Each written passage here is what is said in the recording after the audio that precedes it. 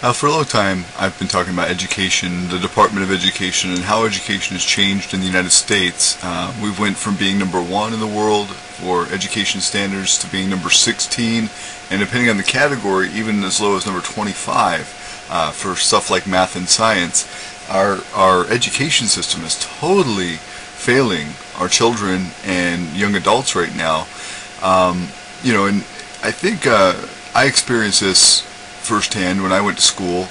I signed up at Stevens Henniger College of Business when I was 22-ish, and I was already working at Microsoft. I'd already had a job at eToys. I'd worked some pretty high-end computer jobs in my life, and at Microsoft, when I was working there, I was working for a subcontractor, and they said, hey, if you go to school and get an associate's degree, we can give you $5 an hour or more. And I was working on an hourly wage, not a salary, and it was a significant increase.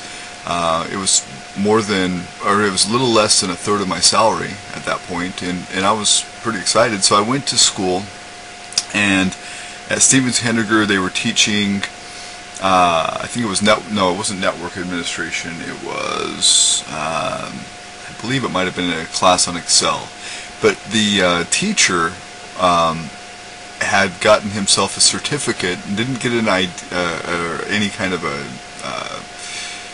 degree or formal education. He just got a certificate from one of these fast courses, and that was his only education to make him an instructor.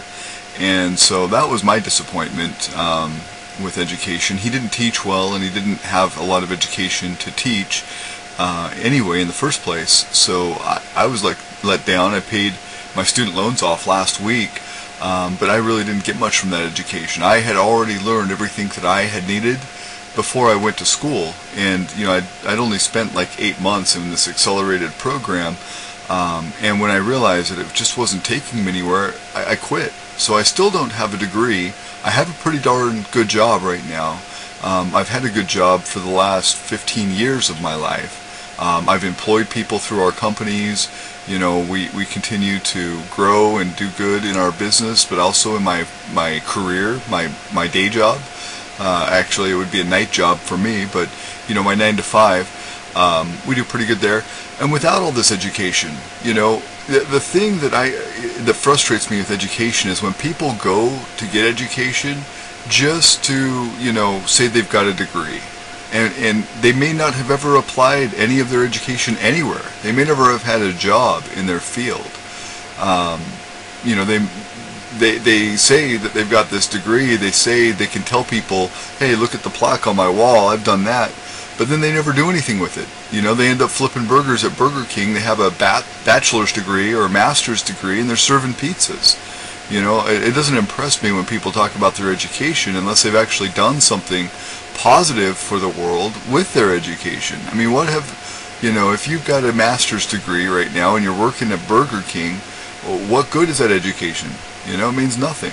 Anyway, there's a couple things that Thomas Sowell says that I agree with. I wanted to mention on this.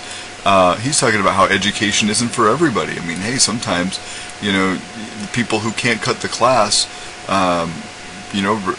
really shouldn't be in that class. He's talking about all these different extracurricular things they have in college now. But this is about halfway through, and I'll post the link at the bottom. Whether they like it or not. So we don't have the option of just doing whatever happens to feel good to us. No, I'm sorry, I can't agree with any of that. It is not society that is forcing these people to do this. These people have been looking for ways of evading academic work for generations. Who is they? When the you say teachers, the administrators, they love anything that is non-academic. There have been studies done of kids in schools and departments of education. They love anything that's non-academic when you get into role-playing and all this kind of thing. And I think it's perfectly understandable. You get the dregs of the academic world becoming teachers.